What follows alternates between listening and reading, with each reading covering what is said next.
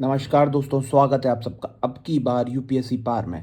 और आज इस वीडियो में मैं 2024 का पेपर सॉल्व करवाने जा रहा हूँ। सिर्फ और सिर्फ बेसिक कॉमन सेंस और एलिमिनेशन की मदद से आप कैसे इस पेपर को इजी सॉल्व कर लेते, इस वीडियो में एंड तक बने रहें ये जानने के लिए। दोस्तों, आज का दिन वैसे भी बहुत शुभ दिन है। आज भारत ने ऑपरेशन सिंदूर लॉन्च कर दिया है और आज हमने भी छोटा मोटा ऑपरेशन यूपीएससी पे लॉन्च कर दिया है, जहां पे हम आपको बताएंगे कैसे एलिमिनेशन ट्रिक्स अप्लाई करनी है। बहुत से दोस्त हैं जो मेरी दूसरी वीडियोस पे कमेंट कर रहे थे कि सर इस साल आपने वीडियोस नहीं बनाई। तो 2024 का जो पेपर है मैं इसे 3 पार्ट्स में बनाऊंगा और कोशिश करूंगा 35 क्वेश्चंस कवर करने की हर वीडियो में। तो आइए शुरू करते हैं। जो क्वेश्चन इसमें टोटल नॉलेज के बेस पे है तो मैं आपको बता दूंगा ये टोटल नॉलेज के बेस से होने हैं और उसमें किसी भी तरह का कॉमन सेंस एलिमिनेशन यूज़ नहीं होगा। जैसे कि पहला क्वेश्चन है टोटल फर्टिलिटी रेट के ऊपर। ये question pure knowledge based question है। इसके लिए आपको बेसिक, अगर आप 12th क्लास की या 12th और 11th क्लास ज्योग्राफी की जो एनसीईआरटी है दोनों में दे रखा है, आपसे पढ़ लेंगे, आसानी से सॉल्व कर लेंगे। क्वेश्चन नंबर 2 है, ये भी नॉलेज बेस का क्वेश्चन है। क्वेश्चन नंबर 3 जो है ये भी नॉलेज बेस का क्वेश्चन है। और क्वेश्चन नंबर 4 पे आते हैं हम। देखो दोस्तों, which of the following are considered financial instrument. अब ये ऐसे क्वेश्चन होते हैं जो आपका सिलेक्शन पक्का कराते हैं। मतलब आपने सुना होगा ना कि हम एग्जाम में जाके यार बहुत ही सिंपल सी मिस्टेक कराए, आता हुआ क्वेश्चन गलत कराए। ये आते हुए क्वेश्चन गलत नहीं होने चाहिए। फाइनेंशियल इंस्ट्रूमेंट मोटरसाइकिल हो ही नहीं सकती, ये बहुत कॉमन सेंस की बात है। जैसे ही आपने क्वेश्चन ऑप्शन 2 हटाया, 2 और 2 गए, 1 और 3 बचा, आंसर सही आ गया आपका। ठीक है, आगे बढ़ते हैं। अच्छा दोस्तों, एक चीज़ मैं और बताऊंगा। इस टाइप के जो पैटर्न के क्वेश्चन होते हैं ना, इस टाइप के या इस टाइप के, या फिर एक पीछे नहीं आया था, इसमें ये आया था ना, इसमें ना अगर आपको नहीं पता तो आप सेफ साइड के लिए ओनली 3 मार्क के आ जाओ। वैसे क्वेश्चन इजी है, आप कर सकते हो। इसमें थोड़ा सा कन्फ्यूजन हो गया था कुछ पॉइंट्स पे, लेकिन अगर आप ओनली 3 2 में मार के आओगे तो एक में सही जाता ही जाता है। तो लास्ट रिजॉर्ट के लिए आप इसे लेके रख लो। ठीक है, अभी तक बाकी ये क्वेश्चन ऐसे नहीं है जिसमें कोई बहुत एलिमिनेशन लगेगा। जैसे ये क्वेश्चन है, which of the above can be use as a feedstock for producing sustainable aviation fuel. अब देखो यहाँ पे गौर से सुनो। सबसे पहले तो एक कैन भी पूछ रहा है, ठीक है, कैन भी। दूसरी चीज़, सस्टेनेबल एविएशन फ्यूल बनाना है हमें। कोई भी चीज़ सस्टेनेबल कब होती है? सस्टेनेबल तब होती है जब हम उससे कोई डिस्ट्रक्शन कॉज नहीं कर रहे हैं। और एक तरीके से जैसे सस्टेनेबल डेवलपमेंट है तो उसे क्या है, आगे की नीड को देख के हमें चलना है और उसे हम कोई डिस्ट्रक्शन कॉज नहीं कर रहे हैं। मतलब एक पॉजिटिव टर्म है सस्टेनेबल। तो सस्टेनेबल ये पूछ रहा है इनमें से सस्टेनेबल एविएशन फ्यूल कैसे बन सकता है। अगर मैं आपसे डायरेक्टली कहता एविएशन फ्यूल कैसे बन सकता है, तो आप कहते हैं कि हाँ यार, जो एविएशन का फ्यूल होता है वो बहुत हाई क्वालिटी पेट्रोलियम होता है, उसे बहुत रिफाइन करते हैं। बट क्योंकि वो सस्टेनेबल है तो हमने ज़रूर उसे किसी ना किसी सस्टेनेबल प्रोडक्ट से बनाया होगा। तो आप यहाँ देखो, स्लज। स्लज क्या होता है? वेस्ट। Waste, residue. इनका मतलब क्या हुआ? इनका मतलब ये हुआ कि ये एक तरीके के वेस्ट चीज़ से बना हुआ, वेस्ट चीज़ से बनी हुई चीज़ें हुई। ठीक है, कॉर्न ग्रेन। तो इस वजह से हम इसको इस तरीके से भी डिड्यूस कर सकते थे। और वैसे भी यहाँ पे कैन लग गया, साइंस एंड टेक का क्वेश्चन है, चारों मार्क के आने, ज़्यादा बुद्धि नहीं मारनी। ठीक है, आगे आते हैं। With reference to the rules impose by, question number 9 देखो, by reserve bank India while treating foreign bank, consider the following statement. There is no minimum capital requirement for wholly owned banking subsidiary in India. No आ गया, extreme word आ गया, कान खड़े कर लेने। For wholly owned banking subsidiary in India at least 50% of the board member should be Indian national. अब देखो, चीज़ों को यहाँ समझने की कोशिश करना। सबसे पहले हमने नो यहाँ पे क्यों हटाया? नो हमने इसलिए हटाया, एक्सट्रीम हो गया। 50% को भी हम हटा सकते थे क्योंकि यहाँ पे हमें डेटा है। लेकिन जब 50% के साथ एटलीस्ट आ जाता है, जैसे मान लो मैं लिख दूँ एटलीस्ट 100 पीपल और एक जगह मैं लिखूँ सिर्फ 100 पीपल, तो 100 पीपल वाला एलिमिनेशन में आता है। एटलीस्ट एलिमिनेशन को हटाने के लिए यूज़ किया जाता है, तो यहाँ पे आता बी ओनली। हालांकि एग्जाम प्रेशर में ऐसे कुछ क्वेश्चन गलत हो जाते हैं, लेकिन आप जब पूरे पेपर में इस तरह की एलिमिनेशंस को लगाओगे तो आसानी से आप पेपर की कट ऑफ क्लियर कर लोगे। एक चीज़ और, बहुत से लोगों को लगता है कि नहीं यार, क्या कहते हैं, ये सब चीज़ें वर्क नहीं करती हैं और ये है। अगर आपको ऐसा लगता है तो आप इस वीडियो को एंड तक मत देख के अपना भी टाइम वेस्ट मत करो। मेरा तो क्या, मैं तो वीडियो बनानी थी, बना दी है। जिन लोगों को लगता है वो इस वीडियो को लाइक ज़रूर करें। ठीक है, अब देखो, with reference to corporate social responsibility rules in India, consider the following statement. CSR rules specify that expenditure that benefit the company directly or its employee will not be considered CSR activity। देखो जाहिर सी बात है, ये क्या कह रहा है? CSR rules specify that expenditure that benefit the company directly और इट्स एम्प्लॉयज़। तो बिल्कुल सही बात है भाई, CSR रूल गवर्नमेंट ने बनाया है जिसमें 2% रखा है, हर कंपनी को अपना कुछ ना कुछ डोनेशन में करना है। अब अगर मैं इस 2% से अपने ही कंपनी के लोगों को बेनिफिट करूंगा तो एक तरीके से तो मैं उसको सैलरी दे रहा हूँ ना, तो फिर अलग से हमें CSR बनाने की ज़रूरत ही क्या थी। या फिर इससे आप ऐसे भी सोच सकते हो, कोई कंपनी अगर अपने लोगों को ये देगी तो उनकी सैलरी से कट कर देगी और अपना आधा से ज़्यादा पैसा ऐसा घुमाएगी। तो ये वाला ऑप्शन इस वजह से सही हो गया। अब CSR rules do not specify minimum spending on CSR activity, एक तरीके से एक्सट्रीम हो गया कि कोई भी मिनिमम हमने स्पेंडिंग बनाई नहीं है। तो भाई मिनिमम स्पेंडिंग नहीं बनाई, फिर तो कोई करोड़ों का व्यापार कर रही है, 1 रुपया भी खर्च कर देगी, कह देगी CSR कर दिया। ये तो कॉमन सेंस की बात हो गई। इस तरीके से आपको आर्गूमेंट अपने दिमाग में रख चलाना है कि यार ये कौन सी बात हुई, मतलब ऐसे तो कोई भी 1 रुपया भी कर देगा जैसे मैंने सोचा, इस तरीके से आपको सोचना है। तो इससे आपको ये निकल के आ जाता, इसका आंसर ओनली 1 हो जाता। आ गया। With reference to the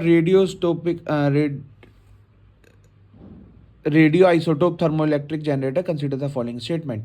RTGR miniature fission reactor, RTGR use for powering. देखो साइंस अटैक में हमें क्या है, बेसिकली हमें ये मानना है कि जो एप्लीकेशन बेस्ड है वो सही होते हैं। ठीक है, अब ये कोई हमें रेडियो आइसोटोप थर्मल जनरेटर हमें नहीं पता भाई ये क्या है। ऐसे क्वेश्चनों को पेपर में क्या करना है, ऐसे क्वेश्चनों में 1 2 3 ही लगा के आना है। गलत जाएगा कोई बात नहीं।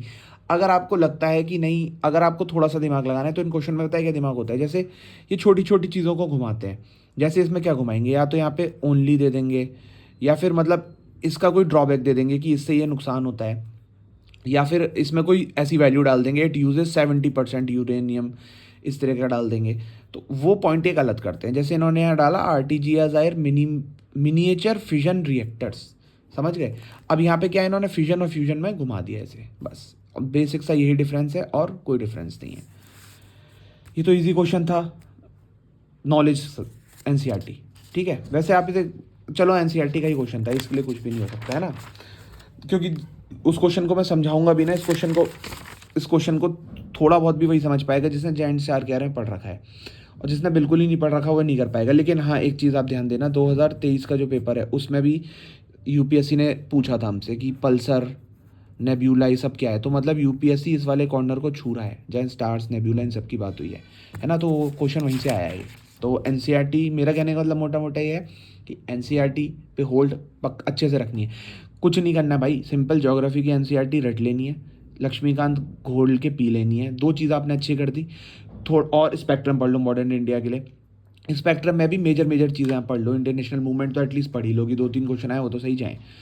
इकोनॉमी के बेसिक चीज़ें आपको पता होना चाहिए, इन्फ्लेशन कैसे वर्क करता है, फॉरेन करेंसी कैसे वर्क करती है, बैंकिंग कैसे वर्क करती है, इकोनॉमी कैसे वर्क करती है, मतलब समझदारी वाली चीज़। अगर आपने ये सब चीज़ें पढ़ ली और कॉमन सेंस आपने लगाया भाई, 100 नंबर कहीं नहीं गए, गारंटी है। बाकी आपकी मर्ज़ी है आपकी, क्योंकि पेपर आपको देना है, अपने हिसाब से आप अपनी कॉल ले सकते हैं। ठीक है, आगे आते हैं। अब जैसे ये वाला क्वेश्चन था, which of the following is synthesize in human body that dilates blood vessel and increase blood flow. अब देखो इसको तुम्हें कैसे करना है, इस क्वेश्चन में आपको ये समझना है कि नाइट्रोजन डाइऑक्साइड, ये तो NOx, ये तो हमारी ग्रीन हाउस गैस है भाई। ग्रीन हाउस गैस हम अपनी बॉडी के अंदर क्यों भेजेंगे, या हमारी बॉडी के अंदर हम उसका कोई यूज़ तो बताएंगे नहीं, तो ये तो हमारा सीधे सीधे गलत हो गया। ठीक है, दूसरी बात, अगर आपने पढ़ रखा होगा नाइट्रन ऑक्साइड, ये मैंने पढ़ रखा था, ये लाफिंग गैस भी कहलाती है ना।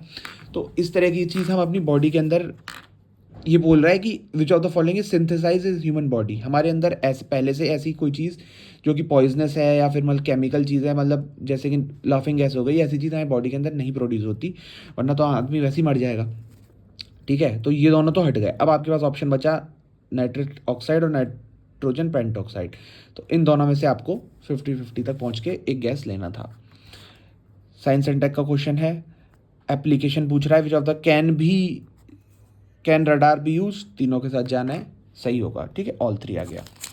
एक मिनट, कुछ एक कंपैरिजन देखना चाह रहा था। ठीक है, आगे आते हैं। राफेल में ये तो आपको पता होगा तभी आप करोगे। इसमें आते हैं, in which of the following are hydrogel used. Hydrogel इन तीनों में से किस में यूज़ होता है, एप्लीकेशन का है, हमें नहीं पता भाई हाइड्रोजेल क्या है, हमें नहीं पता है इन तीनों में यूज़ कैसे होना है। एक सेकंड रुकना बस।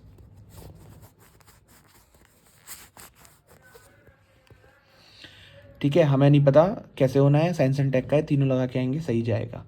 फ्यूल सेल वाला क्वेश्चन था, इजी था। Fuel cell which of the following is the exhaust pipe emission fuel cell वाला क्वेश्चन, इजी क्वेश्चन था, हो गया। अब इसमें क्या है, बाकी सारे ऑप्शंस को भी आप थोड़ा थोड़ा पढ़ लेना। जैसे कि मैंने यहाँ पे अभी रिसर्च करा था, तो देखा हाइड्रोजन पेरोक्साइड का यूज़ क्या है, यूज एज एंटीसेप्टिक। तो अगले साल ये पूछ सकता है हाइड्रोजन पेरोक्साइड का यूज़। आपने देखा होगा ना, कभी चोट लग जाती है तो कई बार आपने नोटिस किया हो, डॉक्टर रुई लगा के ना साफ़ करता है, तो वो हाइड्रोजन पेरोक्साइड होती है। मैंने मतलब ये चीज़ देख रखी थी, हालांकि इसका कोई लेना देना नहीं है बहुत ज़्यादा। Recently, the term pumped storage hydropower is actually and appropriately discussed in the context of which one of the following? अब ऐसे क्वेश्चन में आपको क्या करना है, ऐसे क्वेश्चन में हमेशा इस क्वेश्चन से रीड करके निकालने की कोशिश करनी है, क्योंकि आंसर इसी की डेफिनेशन में होता है हमेशा। पम्प्ड स्टोरेज हाइड्रो पावर, ठीक है। Irrigation of terrace crop fields, मतलब टेरेस के ऊपर कोई मज़ा नहीं आ रहा है ना। Lift irrigation of cereal crops, अच्छा हो सकता है कुछ। Long duration energy storage, rain water harvesting system, ठीक है। अब देखो, पम्प्ड स्टोरेज हाइड्रो पावर, तो कहीं ना कहीं आपकी जो हाइड्रो पावर है वो एनर्जी है, उसकी स्टोरेज हो रही है, ठीक है। तो एनर्जी की स्टोरेज की सिर्फ एक ही ऑप्शन में बात हो रही है, आप यहाँ से आंसर डिड्यूस कर दोगे, हो गया, ठीक है। मेम्ब्रेन बायोरिएक्टर्स, अब फिर इसको डिकोड करो। बायोरिएक्टर्स तो पता है क्या अलग चीज़ हो गई। मेम्ब्रेन, मेम्ब्रेन हम कहाँ यूज़ करते हैं, मेम्ब्रेन हम वहाँ यूज़ करते हैं जहाँ हमें दो चीज़ सेपरेट करनी होती है। Assistive reproductive technology, drug delivery nano technology, vaccine product, waste. एक देखो, एक चीज़ और होती है इसमें, ऑड वन आउट भी लग जाता है। जैसे ये भी आपकी बायोलॉजी से रिलेटेड है, ये भी बायोलॉजी और ये भी बायोलॉजी, ये ऑड वन आउट हो गया आपका यहाँ पे, ठीक है। वेस्ट वाटर, दूसरा चीज़ मेम्ब्रेन, अगर कोई चीज़ आपकी होगी तो उसे अलग करेगी, जैसे मेम्ब्रेन वेस्ट वाटर को अलग कर देगी, ठीक है। With reference to the Indian economy, collateral borrowing and lending obligation are instrument of collateral borrowing and lending obligation। collateral borrowing मतलब अगर मेरे को किसी से पैसा लेना है तो मैं उसके पास ज़मीन जेवरात कुछ गिरवी रखवा रहा हूँ, ठीक है। तो फॉरेक्स मार्केट का कोई मतलब नहीं है, स्टॉक मार्केट में आप कोई कोलेट्रल नहीं रखवाते हो, डायरेक्ट ट्रेडिंग करते हो। बचा आपका बॉन्ड मार्केट और मनी मार्केट। बॉन्ड मार्केट में भी ऐसा कुछ नहीं होता, आप सीधे बॉन्ड बनवाते हो, कोलेट्रल नहीं चाहिए होते। मनी मार्केट एक ऐसी चीज़ है जहाँ पे हमें कोलेट्रल की ज़रूरत पड़ जाती है, ठीक है। तो इसका आंसर हो गया मनी मार्केट। ईजी था ये क्वेश्चन अगर आपने इकोनॉमी बेसिक्स पढ़ रखा होता। अब आओ, बहुत अच्छी इंपॉर्टेंट एक ट्रिक बताऊंगा। In the recent part which of the constructed green field, देखो इंटरनेशनल एयरपोर्ट कॉमन हो गया, दो में से एक ही सही होगा, मतलब 2 और 3 साथ नहीं आ सकते, 2 एंड 3 गया, 2 एंड 3 गया। अब इन दोनों में से किसी के साथ आपको जाना था, 50-50 तक ऐसे आप आ सकते हो। With reference to the water vapour which of the following statement is are correct? It is a gas the amount of which decrease with the altitude, it percentage is maximum at poles. ये pure geography का question है, इसको आप अलग से नहीं वैसे कर सकते।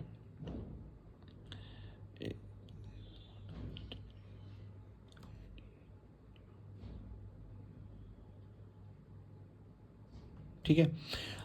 इसमें आप मतलब बेसिक ऐसे कर सकते हो, जैसे वाटर वेपर है आपका, तो आपको पता है वाटर वेपर कब बनता है, जहाँ पानी होता है वो इवेपोरेट होता है, वाटर वेपर बनता है। पोल से ज़्यादा पानी इक्वेटर पे होता है, इक्वेटर पे पूरे टाइम बारिश होती है, ठीक है। तो वहाँ पे सबसे ज़्यादा कन्वेक्शन होता है, मतलब वाटर वेपर सबसे ज़्यादा बनता है। पर वो प्योर मतलब ऐसा था, आपने पढ़ा है तभी आप कर सकते हो। ये क्वेश्चन था, ये क्वेश्चन भी पढ़ा है तो ये आप कर सकते थे। हालांकि इसमें एक चीज़ आप सोच सकते हो, annual and daily range of temperature is low, मतलब बेसिकली यहाँ मौसम ना थोड़ा ठंडा रहता है। तो इस सब में अगर आप देखोगे सबसे ज़्यादा मौसम इसमें ठंडा रहता नहीं है, इसमें ठंडा है नहीं। चाइना में मौसम कभी ठंडा नहीं रहता, बारिश हालांकि पूरे साल रहती है। मैरीन वेस्ट कोस्ट क्लाइमेट जो कि ब्रिटिश टाइप होता है, तो वहाँ पर होता है, तो इसके लिए हम इसमें ब्रिटिश टाइप के साथ जाएंगे। इस पर आते हैं कोरिलिस फोर्स का, ठीक है। ये दोनों क्वेश्चन पढ़े हुए वाले हैं, ये तीनों क्वेश्चन पढ़े हुए वाले हैं। इसमें क्या है, पिछले साल भी कॉन्गो बेसिन से रिलेटेड क्वेश्चन आए थे, तो ऐसा होता है ना, थीम रिपीट होती है। पिछले साल कुछ पूछा यूपीएससी ने, अगले साल भी कुछ पूछ लेगा। तो 2023 का पेपर जिसने अच्छे से किया था, वो 2-3 क्वेश्चन, जैसे अभी 1-2 क्वेश्चन और इसमें दिखाऊंगा, वो भी आराम से कर सकता है। तो कहने का मतलब ये है, 2024 का क्वेश्चन अच्छे से पूरी रिसर्च के साथ करके जाना है। यहाँ पे आ जाओ, PFAs के ऊपर आ गए, ठीक है। साइंस एंड टेक का क्वेश्चन है, ज़्यादा बुद्धि नहीं लगानी है। With reference to perfluoro fluoro alkyl and perfluoro alkyl substance PFAs this consider which of the following are correct. PFAS are found to be wide spread in drinking water, हो सकता है। PFAS are not easily degraded in the environment, हो सकता है। Persistent exposure can lead to, भाई मुझे क्या पता, हो सकता है। तीनों में कुछ एक्सट्रीम या कुछ भद्दा या कुछ ऐसा अनइवन सा दिख तो नहीं रहा है, सीधे सीधे पढ़ने में समझ में आ रहा है। कुछ can not, not, but, while, if, else data है नहीं, तीनों सही मानेंगे, ठीक है। इसमें आ जाओ, देखो एक बात और समझना, इन्वायरमेंट में अगर 5 का क्वेश्चन है 3 सही, 7 का क्वेश्चन है 5 सही, 6 का क्वेश्चन है 4 सही ज़्यादातर।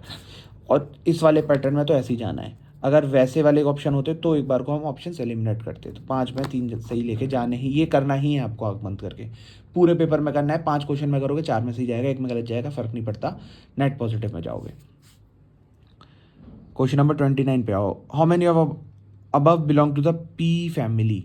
ठीक है यार, इसमें ना थोड़ा दिमाग ही लगाना था, मतलब ये मेरा भी सही नहीं हुआ था। बाकी पी फैमिली में सोयाबीन तो है ही जो पी है, ग्राउंडनट भी पी है मेरे ख्याल से। अब हॉर्स ग्राम का मुझे नहीं पता, ये क्वेश्चन समझ के ही, जिसे मतलब पता है या फिर इसका कुछ हो सकता है, मेरे को नहीं पता। ठीक है, ये वर्मिन वाला क्वेश्चन अलग है, ये भी नॉलेज का क्वेश्चन है। 32 भी नॉलेज का क्वेश्चन है। हाँ, ये आपका एलिमिनेशन का है। Question number 33, consider the following, how many of products of wall. अब वॉल्केनिक इरप्शन होता है, जंगल में मोर नाचा देखा किसने। वॉल्केनिक इरप्शन में क्या क्या दुनिया भर की अर्थ की क्रस्ट में, अर्थ के कोर, मेंटल क्रस्ट में इतनी चीज़ें हैं जो हमने अर्थ के सरफेस पे नहीं देखी हैं। तो भाई नीचे से जब कुछ होगा इरप्शन तो उसमें तो पता नहीं क्या क्या निकलेगा, जाहिर सी बात है सब निकल सकते हैं। ऑल फोर कर दिया। दोस्तों, हो सकता है वीडियो आपको पसंद आई है। वीडियो पसंद आई है तो लाइक ज़रूर करिएगा, चैनल को सब्सक्राइब ज़रूर करिएगा। ये इस वीडियो का फर्स्ट पार्ट था, 2 पार्ट और लेकर आऊँगा। जय श्री राम, जय हिंद।